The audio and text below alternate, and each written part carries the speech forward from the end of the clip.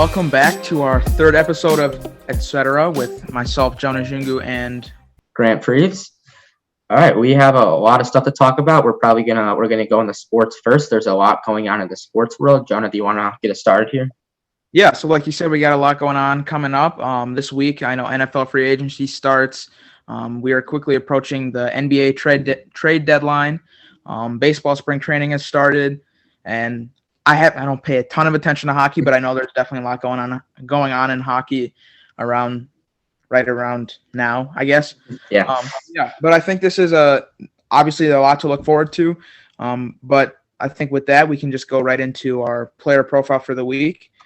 So I think I'm going to go with Jock Peterson for the Chicago Cubs, hometown team. He was one of the Cubs' only big-time free agency ads in the offseason.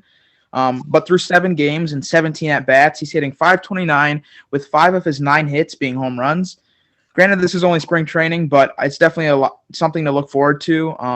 Like I said, he's been one of the only true additions to the team. Granted, we have a familiar face with Jake Arrieta coming back. There is a player from PR, Nick Martini, so that's pretty cool that he's been in spring training with the Cubs. But yeah, it's definitely something to look forward to with the regular season opening day approaching. What about you? Yeah, before I get into mine, I just again want to comment. I think Jock Peterson's definitely been the most exciting big player that we've gotten to see play on the Cubs this during spring training. But it's also been really exciting to see Nick Martini get a couple of at bats and just watch him, just knowing that he graduated from PR. It's just a cool feeling to know that someone who went to our high schools in the majors. All right. Yeah. Like you said, there's also a lot going on in the hockey world, and thus my player is a hockey player, Patrick Kane, who plays for the Chicago Blackhawks, as you guys know. He played his 1,000th career hockey game this week, which is amazing. He also has scored his 400th career goal, which is a major milestone. A little about him: he was the first overall pick in the 2007 NHL draft. He got picked up by the Chicago Blackhawks. 3-time Stanley Cup champion, again, all of the Hawks in 2010, 2013, and 2015. Definitely an exciting time to be a Blackhawks fan. He's playing his 14th season, so he's a veteran. He's been in the league quite a while. And just about the Blackhawks specifically, they're currently 14-9-5, and they're 4th in the Central Division. So currently, they do have that final playoff spot in the Central Division. So things are looking promising, and it should be an exciting season to watch. Yep, for sure. All right. So with that, I think we're going to transition into, I guess, what would normally be our Song of the Week segment for the week. But with that, I think we'd like to bring in our guest for the week. So yeah, with that, I think we'd like to have my good friend Matt Savas join us. Yes. Hey guys. Welcome, Matt. How are you doing? I'm doing great. How are you guys? Good. All right. Just before we get into Song of the Week, do you want to just go ahead and introduce yourself? Tell us a little bit about yourself. My name is Matt Savas. I'm a senior at Prairie Ridge High School. And I do a lot of theater stuff here and everything. And I've been doing it for 4 years. And it's a great program and everything. And I'm very grateful to be a part of it. All right. Nice. With that being said, I think we'll get right into the Song of the Week. Jonah, do you want to get us started with the song you've been listening to this week that you've been really enjoying? Yeah, for sure. So this is a bit of an older song, not anything brand new or anything. Most people that know anything about me or anything about my music taste at least would know that I'm a pretty big Kanye West fan. So my Song of the Week is going to be Homecoming. It's off his Graduation album from 2007. I don't know. I think this is one of his last, I kind of think of this is one of his last classic Kanye albums. After that, there was 808s and Heartbreaks, which is a great album, and all of his albums following are great albums, but definitely kind of his producing style definitely switched up a little bit. But Homecoming is a great song, definitely one of my favorite songs off that album, and it's just been, I don't know, it's definitely a more upbeat song, so it's been good to listen to just in these times, I guess. What about you? Nice. Mine is the song "What's Next" off of Drake's "Scary Hours 2," which just got dropped. I want to say last week. It's a great hype song. It's I enjoy listening to it after school, or during school, during classes, if the class is a little too boring. Don't tell my teachers that, but yeah, it's just, classic Drake, just a nice song to listen to get you pumped for a day or doing stuff you might not necessarily be excited for. With that being said, Matt, do you want to maybe talk about some music you've been listening to and maybe just like the role music plays in your life in general? Yeah, for sure. Recently I've been listening to a lot of Childish Gambino. I really love the actor Donald Glover and like his music and everything. And one of his really good songs, Freaks and Geeks, I've been listening to a lot, and it's just a really cool song, and he's like a really smart guy, and I just love what he does with music and everything. And yeah. Yeah, Donald Glover, he's a great guy. He acts. He's a comedian. He makes great music. I remember it was cool. I was watching the Marsh movie for the first time, and I saw him in, and I'm like, wow, he really does do everything. So definitely an awesome guy. Mm-hmm. All right, I think we're gonna start just get into you as a person, Matt. So why don't you tell us just how you got started in theater in the first place? Well, I started in theater when I was really young. I was like 7 years old or something, and I took this hip hop class, and then I met this guy there. His name is Ricky Falbo. He goes to South now, I think. And then one day his mom was just like, would you want to be in a production of The Wizard of Oz with us? And I was like, sure, I've never done that sort of thing before. And then, I got my first debut role as Munchkin Soldier #2, which was so fun. And I just enjoyed myself so much. And then after that, I just kept pursuing everything I could in that aspect. That's awesome. Now we can kind of segue. So you want to kind of explain like what your how your kind of theater experiences evolved and what it's been like to bring that to the high school level, just to PR, making productions and that kind of thing? Yeah, totally. So throughout like middle school and stuff, I did a lot of community theater and stuff, and it was wonderful experiences. I did a lot of stuff at the Woodstock Opera House, and that's such a great community, and it really taught me a lot throughout my middle school years. And then I did the 8th grade show, and that was really fun. And then coming to high school, it was a whole different universe and everything, and it was such a great community.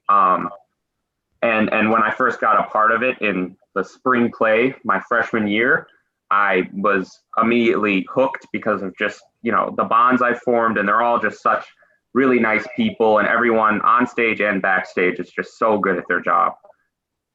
So yeah, and then it just kind of skyrocketed from there. Awesome. Yeah.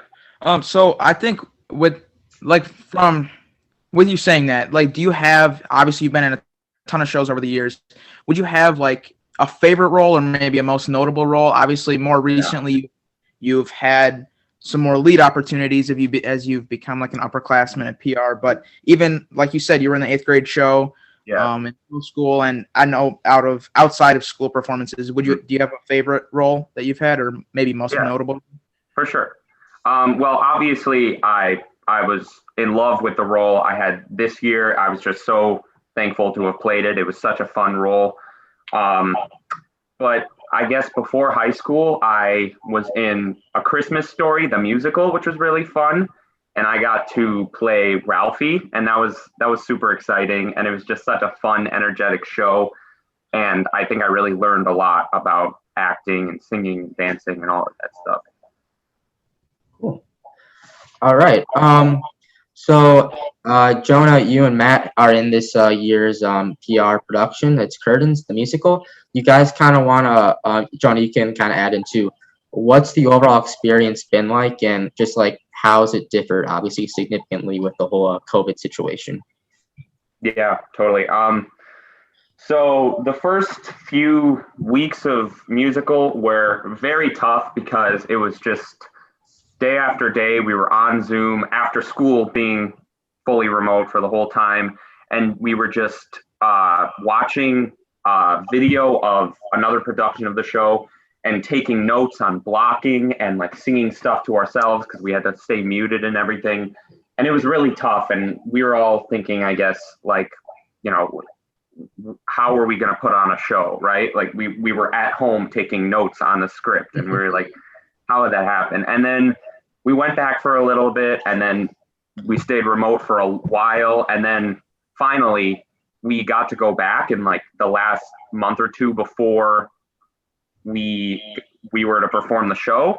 And it was crazy how fast the show came together and how much amazing work everyone put on, like over Zoom, to just put together such a great show. And then the final few, not few, we had a few more than few, but we did a bunch of dress rehearsals before we did filming, and those were all super grueling, but it was so cool to put on a show that like as good as any other PR performance out there.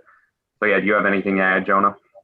Yeah, I don't know. I think this experience, like everything has been in the past year, was definitely just a roller coaster. I mean, for me personally, I remember I had gotten COVID right leading up to auditions, and I was quarantined in my room until about 2 days before I had to submit my video audition, and didn't get to put into my audition as much as I had hoped. And like you said, like being on Zoom rehearsals for months, it just got kind of, I don't know, kind of tiring just sitting there, and the connection definitely wasn't the same. But for me, I think it was also a great experience. I learned a ton. I kind of, with some unforeseen circumstances, I was kind of thrown into a role that I wasn't really expecting, like 5 days before we started our in-person rehearsals. So that was a great experience for me. I learned a lot from some of my other cast members like Matt, and I mean all the other cast, like asking for help with different people, going to the directors, getting help with that. But yeah, overall it was a great experience. I don't think, hopefully we'll never have to go through anything like it again, but like Matt said, it was great to see it all come together and really put on a production that is just as good as anything else that has ever been done on a PR stage. For sure.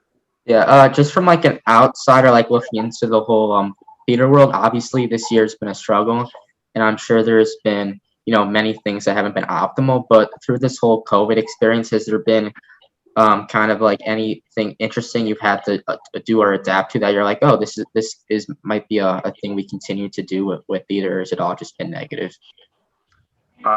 Totally. Yeah. I mean, I think honestly, the whole thing with we couldn't have an audience was a crazy thing to adapt to, because like at the moment, and when we first started the show, we had hopes that by then we'd had, like, COVID would have, subsided enough to have people in the auditorium when we performed. But then when we got to the show, we were kind of like, I don't think that's going to happen. But he found a way around it, and Mr. Jensen put together this phenomenal team of videographers and everything, and so many great people, and he made like a movie out of what we were doing, and that was just so creative. And according to him, he's editing it right now. It's such a fun and interesting way to watch a musical, and I think it'll be streaming on March 19th, which is the first day, and then it'll go for like 3 days after that. So yeah, it's just such a cool way to work around everything, and I'm really proud of what we accomplished. That's awesome. All right, Jonah, do you have anything to add on to that? Yeah, I don't know. I mean, I think Matt covered most of it, but yeah, definitely just making the most out of what we were given. I think while the situation in the end was completely different from anything we've ever done before, I think we're still very lucky that we were able to do as much as we were. I mean, a lot of other sports weren't able to work, weren't able to start until now. Obviously, things have started up again, but we made the most out of the situation, and I think it's definitely, we made memories that will last a lifetime. I don't think any of us will ever forget this production. Definitely. Yeah, I wholeheartedly agree. Yeah. All right. I have a question just about, just performing in theater in general. So like, as someone who's not like as gifted at public speaking as you, obviously you're a phenomenal public speaker, being a performer.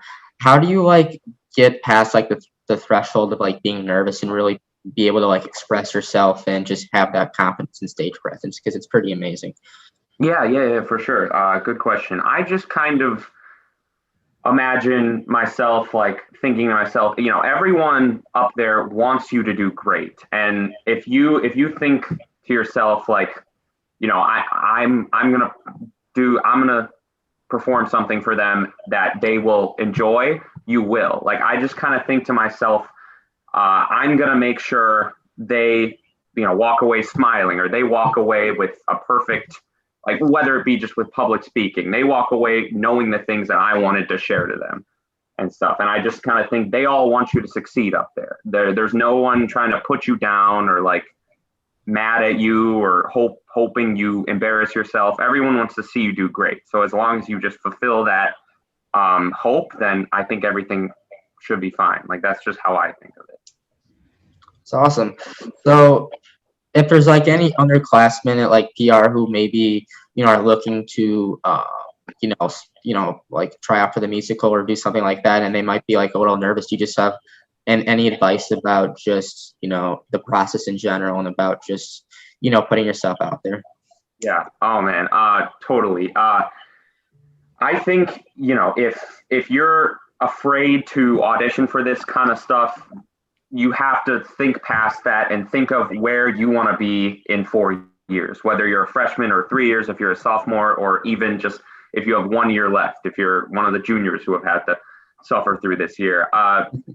You should take every opportunity that you get to do something out of your comfort zone, because that's the only way you'll truly feel satisfied with yourself. That's kind of the way I think about it. Like if you kind of say, no, I shouldn't do this, like I could do this, but let me not push it or anything. That's really not the way to live. And I think if you think to yourself, if I have the chance to do something, I should do it, you will totally be satisfied with the outcome of your life in 4 years. Like I know if I would never have gotten involved in like choir or theater in my freshman year, and like choir was a new thing for me. I didn't know that a lot of people who did theater also did choir. I was super nervous because I'd never been in a choir before, but I did it anyway. And now choir is just as important to me as theater is. And it's just such an amazing community. And I'm just so glad I got involved with this kind of stuff.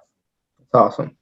Yeah, I'd 100% have to agree. I know, like going into my freshman year, my mom kind of forced me to join choir. I know from my brother who graduated in 2017, he went through the same thing. When he started in high school, he had no interest in going into it.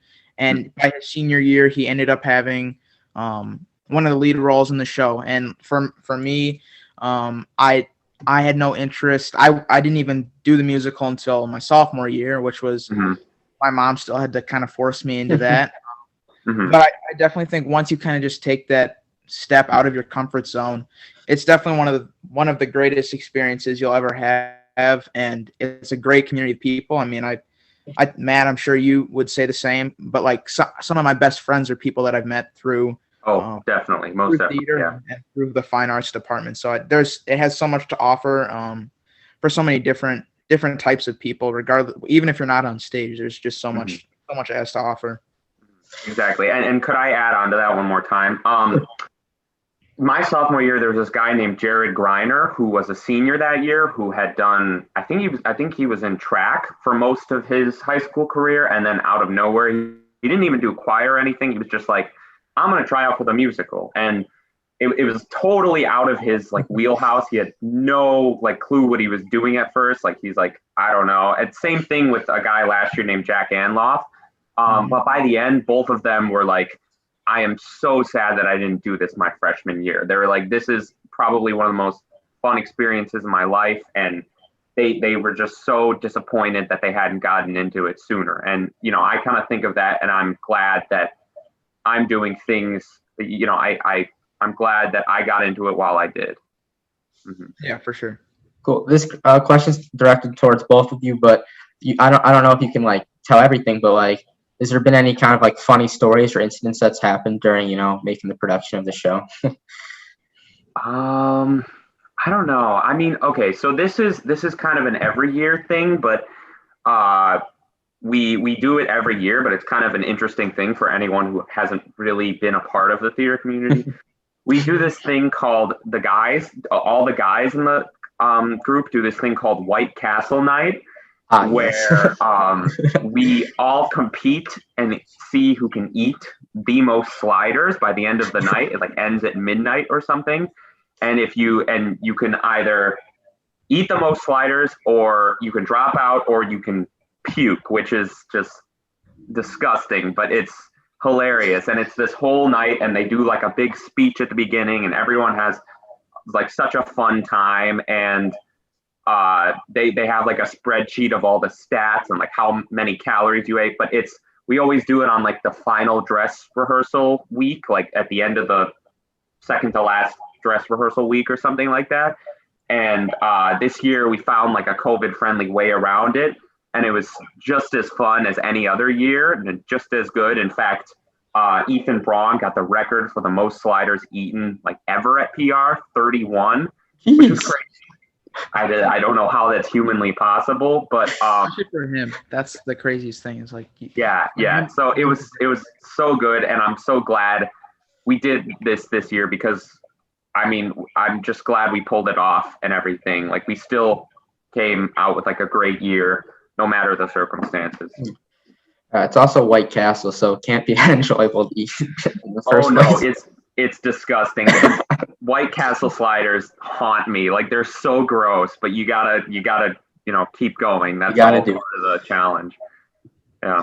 But do you have anything to add, Jonah? yeah, obviously that was a excellent experience. I guess the eating the sliders part, not so much, but obviously it's always a good time. It definitely brings everyone closer. I mean, Yeah. I had never spent like with Ethan, for example, and plenty of other guys, like definitely a great opportunity like for all the guys in the production to come together and Yeah. kind of form that bond. I don't know. I'm trying to think of any other examples. Obviously, just spending time with just the cast at rehearsals. I think this year was pretty cool because it was a much smaller cast than we're used to. I think it was about half the size of the cast last year, just because of COVID restrictions. But just in general, just everyone coming together just because it was that smaller cast was a great experience. Yeah. Yeah, I felt like I was very close, a lot closer with this cast than in previous years, because there was less of them, and even the crew, like there was less crew, but I got to know each of them super personally, and they're all great at their job and everything. So, yeah, For sure. That's awesome. All right. So for anyone who's looking to, try out for a musical audition, definitely sounds like a great community. So, don't be shy. You're gonna make a bunch of new friends. So, and have some relationships that last hopefully a long time. All right. So Matt, this is more of a question directed towards you. So obviously, as you've said, theater's been a huge part of your life. Do you think, like just in general, has theater like helped you develop like any traits that you think will be like extremely important for you for like the rest of your life? Oh yeah, totally. I had to write a college essay on this kind of stuff. Basically, I think theater really helped with the obvious stuff, like public speaking and everything. But it really helped me be myself in front of other people, because being up there, you gotta kind of let everything loose. You can't really hold back, because when you do that kind of stuff, you're the best at your job. I like to think, like, when you just let yourself be fully invested in what you're doing, I think that's the best person you can be. And it really just helped me come out of my shell. So now I'm outgoing. I don't consider myself shy. I can talk to people. It really just helped me see how good of a person I can be, and how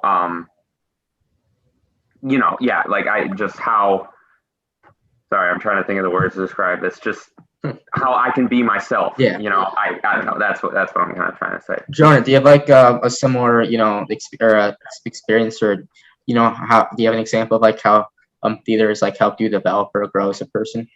Yeah. I mean, I guess with this show specifically, I mean, we've only been done for about 2 weeks. So I don't know if I can really see like the long lasting effects like Matt has already started to see. But I mean, this role, it's someone who's very much not like who I am. I think I'm kind of more of a, like, obviously I can be outgoing like with the people I'm really close with. But in a general sense, I think most people would see me as more of a reserved person, I guess. And I think this role definitely helped me a lot in that sense, kind of come out of that shell. Like Matt was saying, I had to be outspoken and outgoing and be loud in certain circumstances where I'm just not used to doing that kind of thing. And it definitely helped me step out of my comfort zone in a way that I wasn't really used to doing. Cool.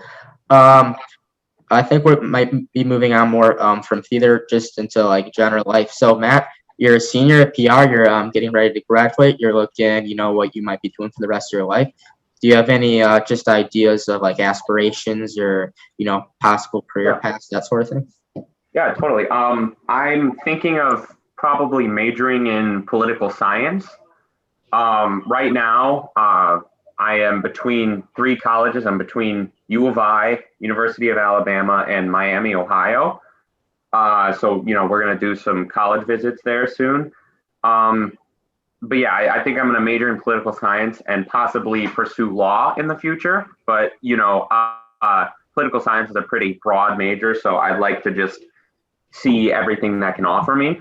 And then possibly I'm thinking of minoring in journalism.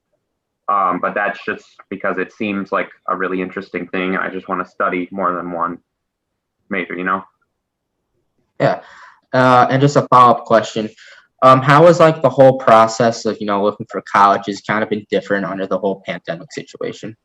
Oh yeah. So this year, we're doing stuff a little, my mom and I, and like my counselors and everything, we had to do some stuff a little differently this year, especially because we couldn't really visit all the colleges we wanted to visit at the time. Like, for example, during like the major quarantine last year, we wanted to go over the summer to visit a lot of colleges and then start applying and making choices, but we couldn't really do that. Which made some things a little difficult, but then we kind of found a way around it. Like, what I did is I applied to a ton of schools, and now we're going to visit each of them, and then just whichever one I like the most, I think I'm gonna pursue more. So yeah, that's kind of how we're doing things now. Nice. I guess with that, like, just in a general sense, like, obviously we all kind of have a similar experience with school.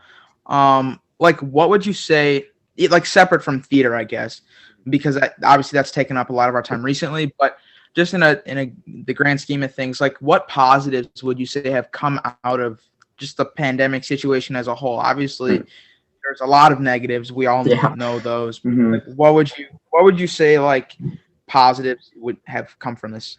Yeah.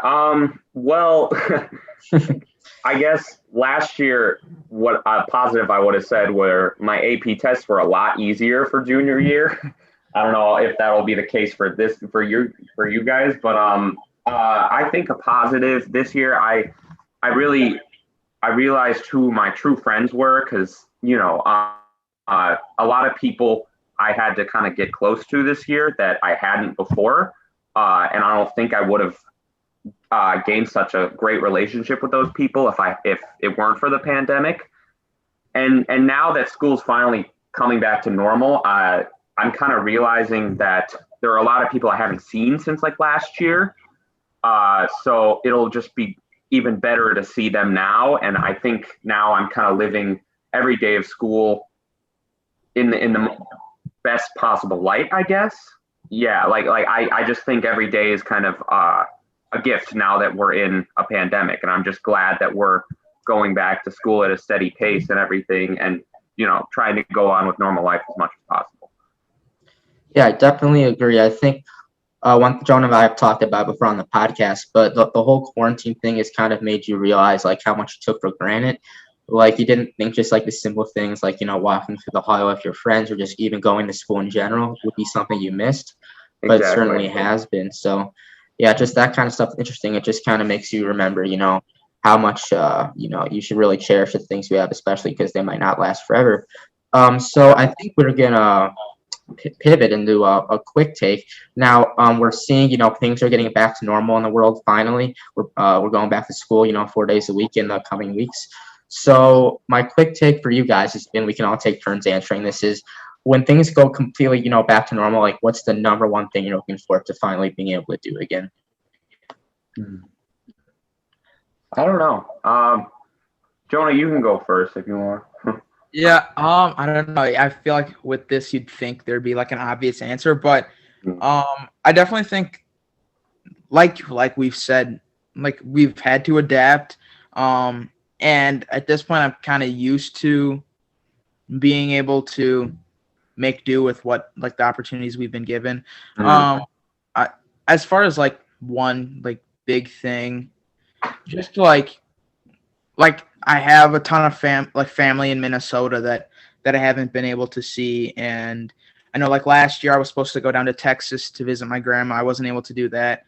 So not even necessarily doing big things, but just the idea and like the energy that I feel like even just in school, like these past couple of weeks, like with the idea of things going in the right direction, and like we just talked about going back to school 4 days a week, just kind of like that whole sense of going back to normal is kind of exciting, even if like I can't really think of any one big thing, because it's been nice. I've been able to see like some of my close friends over this time and still spend time with them.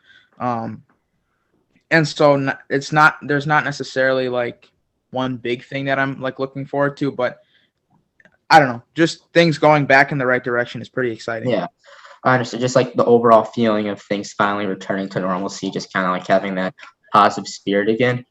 I think for me, I have a specific thing. I can't wait until I can just go back to like Wrigley Field and just watch a baseball game again. Just actually, no masks, just being, around people, enjoying the game. I cannot wait until I can do that again. Hopefully, this summer I can go to a couple games, but that's been a huge thing that I've missed. Yeah, I have to totally agree. I was gonna say the same thing. Like, going to a baseball game would just be so good. Like, I have so many great memories at Wrigley Field, and even seeing like a Sox game, kind of. I don't know. I'd take anything I can get by this point. But yeah, and I haven't been to very many concerts, but I feel like this year has really made me realize how much people miss concerts, and I'm like, that sounds kind of cool. So I think I'd also want to go to like a concert of something, just to like be a part of it. Like that would be really cool for me, I guess. Yeah. So as we mentioned, the world's slowly getting back to normal. I got a chart pulled up here on New York Times. Got some fancy stuff here. So just overall cases are down a lot, I think. Deaths are down 32% over the past 2 weeks worldwide. So that's amazing. So yeah, things are going back to normal. We got the 3 vaccines, the Pfizer, the Moderna, now the Johnson & Johnson with just the one shot, which could be a game changer potentially. And now, we've seen, states like Texas completely, going back almost 100% to normal with like no masks. What do you guys think about that? Do you think it's about time, or do you think it might be a tad bit premature? You go, Jonah. No, I don't know. I guess I think it's I understand like the motive behind it, trying to get things back to normal. I personally think it's a little bit premature, and I'd like to like think that people will make the right decision and continue to play it safe, but I don't think so. In Texas, I don't know if that's gonna happen. Yeah. I appreciate the sentiment behind trying to let people live their lives and make their own choices, but at the same time, there is a lot of progress to still be made, and so hopefully people make the right decision and we can hopefully numbers stay down. But I guess if hopefully things go well down there, and then maybe it is the right decision for other places in the country. I don't know. Mm-hmm. Yeah, like I agree. Like I guess I can't say I wasn't expecting this from Texas at some point. But I think, it's a step in the right direction. I don't know if this is the direction we need, like right at this moment, but I'm glad to see some things are at least changing. That's kind of my take on it. Like I'm glad to see people, trying to like bring stuff back. Cause if stuff like this doesn't happen, then stuff is never going to return back to normal. That's kind of the way I see it. Like, yeah, sure, it's Texas, but then other people might start doing it. And if the numbers go down or they like aren't severely affected, it might be a step in the right direction, I guess. Yeah, I completely agree. I know, like we said, it's Texas, not necessarily a surprising move, but I definitely agree it's a step in the right direction. It's just a matter of whether or not it's a little early or not. I mean, I personally think, masks, I mean, it's not a huge hassle. You may as well have your citizens wear them as, long as possible. I don't think that's the biggest hindrance. I know some people feel like it's the end of the world, but at the end of the day, it's not a huge deal. So you may as well keep doing it. But yeah, hopefully if what they're doing, doesn't spike cases again, hopefully, other states will follow suit and maybe we can get back to normal. And that's kind of going to, launch me into my next thing is, we're all hoping things get back to normal, but do you think there are maybe some things that'll never change not never change, but will be the new normal, like things we might just have to live with for, the rest of our lives? I don't know. I mean, I know for like, if you look at like the school, like if you look at school as an example, I mean, like little kids looking forward to a snow day. Unfortunately, I think that a snow day is never going to be the same again, which really is unfortunate because I don't know. That's definitely something I always looked forward to as a kid. And like in the bigger picture, like the real world, I guess. I think for a while, big events will probably, like, even once the majority of people are vaccinated, I have a feeling a lot of big time events will continue to be like mask required. But hopefully eventually that's not always the case. I think eventually we'll get back to normal. But hopefully just things can continue to trend in the right direction with like big gatherings and stuff, I guess. Yeah, and I think just in general, like Zoom, and it's like not just Zoom, like everyone's using different things, but like virtual learning and stuff is going to become a lot bigger of a thing. And honestly, while it's not great, it could solve a lot of things for some people. Like sometimes, like I bet virtual learning and like how frequent it is right now could actually be really good for some people who, can't like get to their school or can't like do things like if it were a normal year. So I think that it's like a good addition, and I'm glad that we can do that, but I am a little disappointed that snow days may never be snow days anymore. So that kind of stinks. But yeah, and then I guess also like Jonah was saying, the big picture things, I bet for a while public things, like a lot of people will still be wearing masks even when most people aren't, just because the whole world isn't going to get convinced so quickly that COVID is like depleting rapidly. And so I think it's just going to be like a long time before we're completely 100% free of COVID, Yeah.